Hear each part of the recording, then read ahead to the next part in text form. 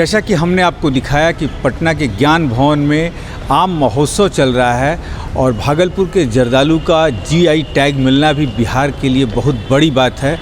हमारे साथ उद्यान निदेशक ही हैं और हम उन्हीं से जानना चाहेंगे कि महोत्सव लगाने के पीछे के कारण क्या हैं और क्या कितनी माने जो एक तरह से सुविधा जो है किसानों को इसके माध्यम से आगे के आने वाले वर्षों में दी जाएगी। सर, आम महोत्सव लगाया आपने, 134 से ज़्यादा वैरायटियाँ इसमें आई हैं, लेकिन उन वैरायटियों की जानकारी देने के लिए मैन पावर की कमी दिखी, टेक्निकल उसकी जानकारी थोड़ी सी कमी ये कहीं दिखी, क्या इसे मानते हैं?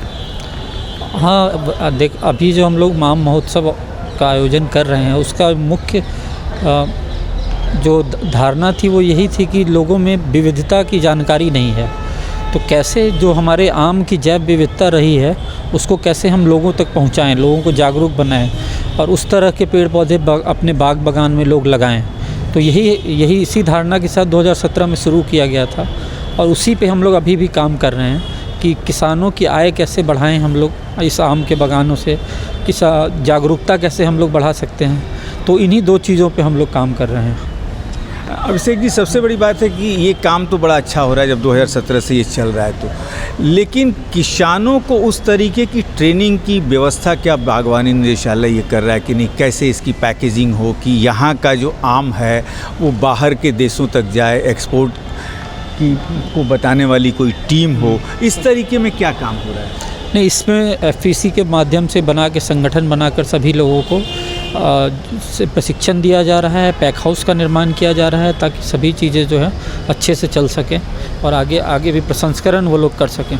और हमारे साथ संजय अग्रवाल हैं। संजय सर, 2017 से अरेंजमेंट इसका हो रहा है, लेकिन अभी भी कहीं ना कहीं कमी जो सिर्फ दिख रही है, और 134 से ज़्यादा वैरायटियाँ आ गई हैं, सब कुछ है, लेकिन आम की टेक्निकल जानकारी देने के लिए, जैसे कोई बाहर से लोग आए हैं इसको देख रहे हैं कि भाई इस आम में कितना शुगर है, कितनी इस केमिस्ट्री की जानकारी देने के लिए कोई उपलब्ध नहीं है 2017 से। देखिए, इसमें जो कृषि वैज्ञानिक हैं उनकी एक पूरी टीम रहती है, वही जज करते हैं कि कौन आम बढ़िया क्वालिटी का है, किसको फर्स्ट प्राइज़ मिलना चाहिए।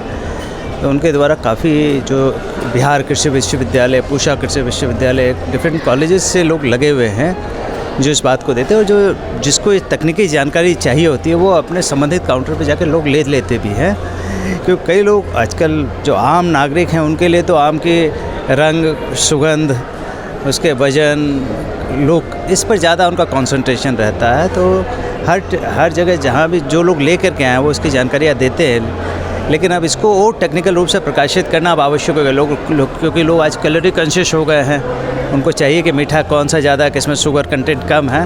तो आपका सजेशन अच्छा है, इसको भी हम लोग अब ये सोशल मीडिया के माध्यम से प्रकाशित करेंगे ताकि हर आम का एक अपना केमिकल कंपोजिशन होता है, सब कुछ। संजय सर, आम पर हम लोग एक जल्दी बुकलेट भी प्रकाशित करेंगे जिसमें हर आम का एक ब्यौरा रहेगा कि उसकी क्या खासियत है। संजय सर, इसमें सबसे ये कि जो कहा जाता है फल जो होता है वो नगदी फसल किसान के लिए हो, फल और जानवर नगदी फसल होते हैं, तो नगदी फसल ये है, तो किसानों को क्या आप किस ट्रेनिंग की व्यवस्था कर रहे हैं कि वो अपनी फसल को बाहर के बाज़ारों में ले जाएं? एक्सपोर्ट यदि उनके यहाँ एक्सपोर्ट के लोग आएँ, यदि आएँ तो किस माध्यम से आएंगे? तो किसानों को क्या इस तरीके की जानकारी देने के लिए कोई टीम बनाई है? बिल्कुल, देखिए, कल जो सेकंड सेशन था उसमें क्रेता विक्रेता सम्मेलन था, बायर सेलर्स मीट था, जिसमें जो कई जगह से लोग लेना चाहते हैं। जैसे कल बताया कि लुलु मॉल से लोग आ रहे हैं, बिग बास्केट, ऐसे कई आजकल प्लेटफॉर्म्स क्रिएट हो गए हैं जो इनको बेचते खरीदते हैं और हर घर पर डिलीवरी करवाते हैं। तो अब ये पहुंच उन तक हो गई और कल हम लोगों ने इसके लिए टेक्निकल सेशन भी आयोजित किया था और अब एक परमानेंट प्लेटफॉर्म हम लोग क्रिएट करने जा रहे हैं जिसमें ये सारी जानकारी साल भर रहेगी, क्योंकि सब वन टाइम अफेयर नहीं होना चाहिए। किसानों को लगातार ट्रेनिंग दे करके उनको प्रोडक्ट को और बढ़िया वैल्यूएबल बनाना चाहिए ताकि किसानों के लिए फ़ायदेमंद रहे। सर, अभी हम कुछ लोगों से बात कर रहे थे, उन्होंने कहा कि नहीं, एक सर लास्ट अल्फांस आपका कहाँ पर है वो IPRD सर? उसको बोलो IPRD वाले कहाँ हैं?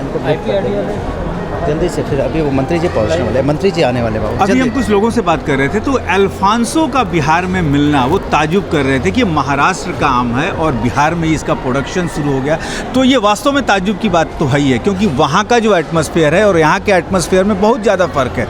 तो अल्फांसो और बहुत महंगा आम है, इसका विदेशों में बहुत मांग है अल्फांसो की। तो अल्फांसो का प्रोडक्शन और हमारे वैज्ञानिक डिफरेंट वेराइटीज़ पे काम कर रहे हैं। जो बिहार एग्रीकल्चर यूनिवर्सिटी है, वहाँ 100 से अधिक दूसरी वेराइटीज़ जो दूसरे राज्यों की और दूसरे जिलों की है, उनको हम लोग एक्सचेंज कर रहे हैं। जैसे दीघा मालदा, अब दीघा में ही क्यों रहेगा ये, आज उसकी वैरायटी को हम लोग राज्य के अन्य जिलों में भी बढ़ाएं।